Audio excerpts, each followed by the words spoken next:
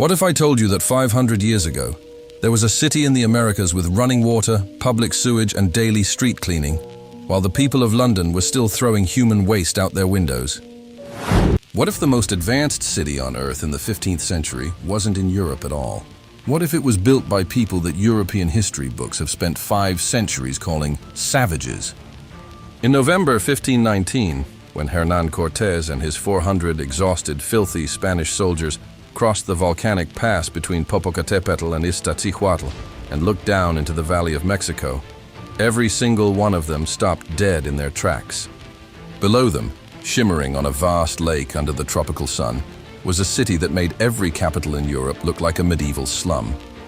Tenochtitlan, 200,000 people, built on an artificial island in the middle of Lake Texcoco, connected to the mainland by 3 massive causeways so wide that 10 horses could ride side by side. The conquistador Bernal Díaz del Castillo, who witnessed this moment, wrote in his journal that some soldiers asked aloud whether they were dreaming. They weren't dreaming. They were looking at the most sophisticated urban center on the planet.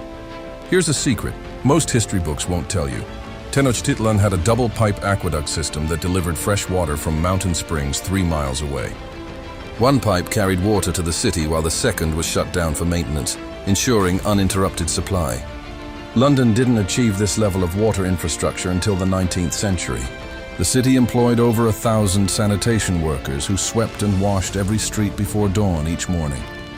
Human waste was collected daily by canoe fleets and transported to agricultural fields where it was used as fertilizer, a closed-loop sustainability system that modern environmental scientists study today as a model of urban ecology. Europeans, by contrast, dumped their chamber pots into the street and wondered why plague kept killing them. The Aztecs bathed twice daily. Many Europeans bathed twice a year. The central marketplace at Tlatelolco served 60,000 traders every single day, more than any market in Europe. It sold chocolate, vanilla, tomatoes, avocados, and chili peppers, foods that Europeans had never tasted and that would eventually revolutionize world cuisine. Cortés himself wrote to King Charles V that the market was larger and better regulated than any trading center in Spain.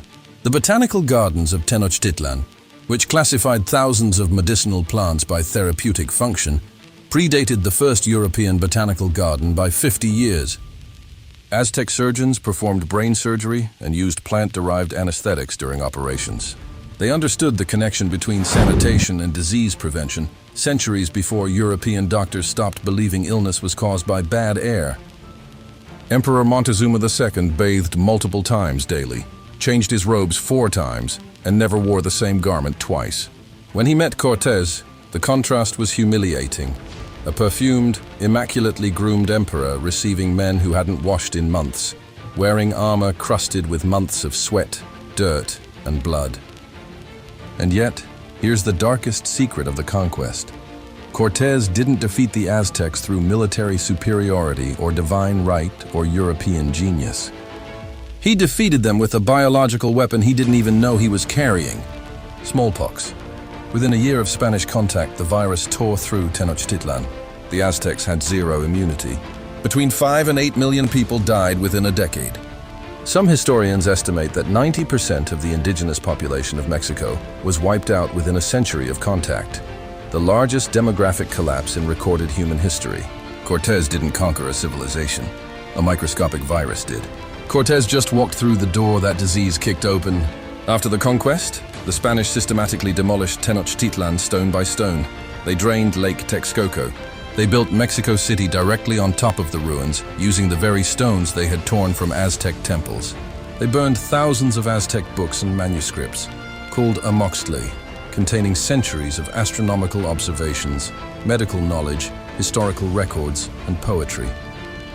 Only about 15 pre-Columbian codices survive today from the entire Aztec civilization.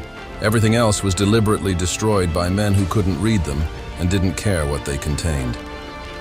Today, 21 million people live in Mexico City, most of them walking above the buried bones of a civilization that was cleaner, better organized, and more technologically sophisticated than anything their conquerors had ever built. Every time construction workers dig a new foundation, they find fragments of Tenochtitlan. carved stone faces, painted pottery, the remains of temples that once touched the sky. The greatest city in the Western Hemisphere was erased from the surface of the earth, and for 500 years the conquerors controlled the story. They called themselves civilized.